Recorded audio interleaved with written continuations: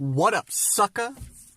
So if I could go back in time, I'm 28 now. If I could go back to when I was 20 and 21, man, I had all kinds of trouble. I think I was on probation. I just broke my back, so I was learning to live with like 5 or 6 busted vertebrae. It took me like 3 months to learn to walk again. It caused all kinds of nerve damage from basically the neck down, and I was constantly slipping discs, having to lay on the floor, sleep on the floor, lean over, pee in a bottle, because you can't get up to use the bathroom. Man, I was going through all kinds of stuff when I was that age. That was crazy. I didn't think I would survive. Honestly, I thought I would probably off myself or something if something else didn't kill me. I wouldn't want to go back, but if I did go back to that age and that sort of mindset of the world that my parents had created for me on how the world was or is, I definitely know there would be a distortion. Parents typically tend to distort their kids' reality, thinking that they're doing them a favor. Oh, so they're so nice. They're still naive to the world. They're still untainted to the world, and it's literally the parents' fault. And all it does is set the child or the human being, the spirit, it sets them back. It doesn't do them any favors. The parents just don't want to be the one to shoulder the burden, to hurt somebody. And all it does is it really does hurt you in the long term. But if I go back, I would love to be able to study myself and realize that everything comes down to attitude, especially when you're picking a partner. When you're picking a partner or a mate or whatever, you have to wake up next to them every single morning. Every single morning. So the details don't matter. The fact that they leave their toothbrush on the side of the sink all the time and they're not even consciously aware of it. Everything is attitude. It's when you're presented with a problem, or you're presented with an awesome opportunity, or you're presented with something that leaves you distraught, death of a loved one, something. It's attitude. It's how you handle things. It should be in a similar manner to how they handle things, how they handle new information, how you handle new information, how you handle advice. There's a book by John C. Maxwell that I bought for 50 cents that the library was getting rid of. The library was getting rid of for 50 cents. And it's called, Award-Winning Attitude or something like that. I don't know. Award-Winning Attitude, I think it is. It's John C. Maxwell. And I've heard it referenced by all these great speakers and mentors that I listen to through the internet. Thank God for the internet.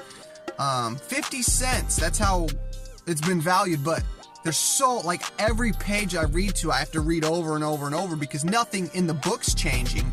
It's something in me that wasn't there that I didn't see before. There's a part in it, I think it's like page 7, and it's, your attitude is the librarian of your past, your attitude is the speaker of your present, and your attitude is the prophet of your future. It's so true. Everything is just attitude. And so if I could go back in and tell myself any sort of advice, which I definitely followed it because I had every reason to give up, especially when I compare it to people I see in at that age, man. They didn't have near as much stuff going on as I had going on. Or maybe it just felt that way, but man, I was on probation. I'd broken my back. I couldn't walk. Gave me problems as a man with a busted back. It was all bad. No license. I think I had a DUI. I got my car taken. I was living on my own. Starving. There was no food in my house. Furniture. Man, if I... Woo! But I was still passionate about music, so I think that's maybe what kept me going, is that hope. And that's really all humanity is